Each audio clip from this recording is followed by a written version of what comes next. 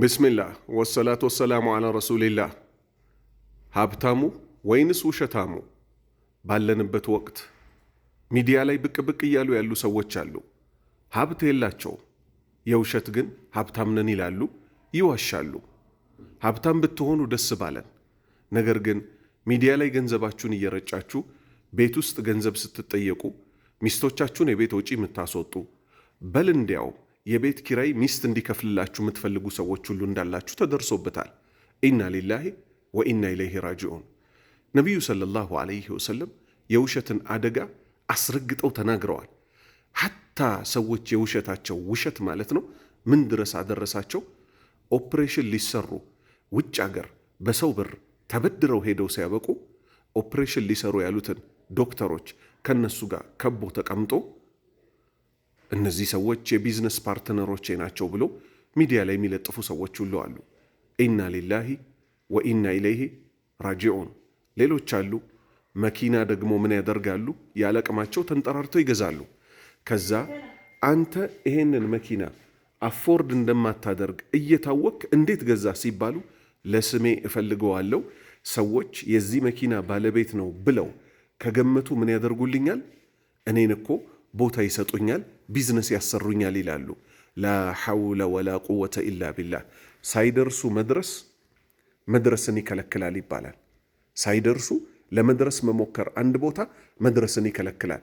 ከዛ በኋላ ያላቅምህ ስለነበረ በዕዳ መኪናውን የገዛኸው ነግደህ በሰላም ከ2 ዓመት በኋላ የሆነ ቦታ መድረስ የነበረብህ ሰው እዚህ ዕዳ ክፈል ስትባል፣ ይሄን አምጣ ስትባል፣ የአገር ውስጥ ገቢ ያለብህ ስትባል በጀርባህ ትደፋለህ።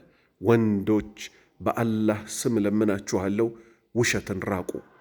ሴት ለመቅረብ ይሁን ቢዝነስ ለመስራት ይሁን እውነተኛ ማንነታችሁ ጌታ አላሁ ስብሓነሁ ወተዓላ ዘንድ ራቁታችንን ባዶ እግራችንን ሳንገረዝ ምንቀርብበት ነው። ውሸት ግን በአንድ ጊዜ አይቆምም፣ ያዋርዳል፣ እየጨመረ ነው የሚሄደው። ውሸት የሚለምድባቸው ሰዎች በራሳቸው መተማመን ስለሌላቸው ነው። አንተ ጋር ያለ 1 ሚሊዮን ብር ናት።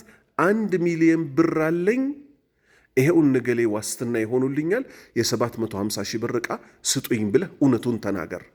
ቤትህ ያልሆነውን ቤቴ ነው ትላለህ። አረ ምን ይሻላል? ስለዚህ የውሸት ሀብታሞች ሆይ ሀብታም ሳይሆን የምትባሉት ሰው ሀብታም ሊላችሁ ይችላል። ውሸታሞች ስለሆነ የተባላችሁት። ውሸትን አስመልክቶ ደግሞ ታላቁ አስተማሪያችን ነቢዩ ሙሐመድ ሰለላሁ ዐለይሂ ወሰለም ምን አሉ? አንድ ሰው ውሸትን አይናገርም ውሸትንም አይከታተልም አላህ ዘንድ ውሸታም ተብሎ እስኪጻፍ ድረስ። ውሸተኝነት ወደ አመፅ ይመራል፣ አመፅ ወደ ጀሃነብ ይመራል አሉ። አላህ ከእሳት እኔንም ወንድሞቼንም ይጠብቅ። የሴት ውሸታሞች ብዙ አላቅም፣ እንግዲህ የእነሱ ውሸት ሌላ ሊሆን ይችላል። ከወንዶች ግን ባለንበት ዘመን ሀብት ሳይኖራቸው ሀብት አለን እያሉ የሚዋሹ ሰዎች አሉ።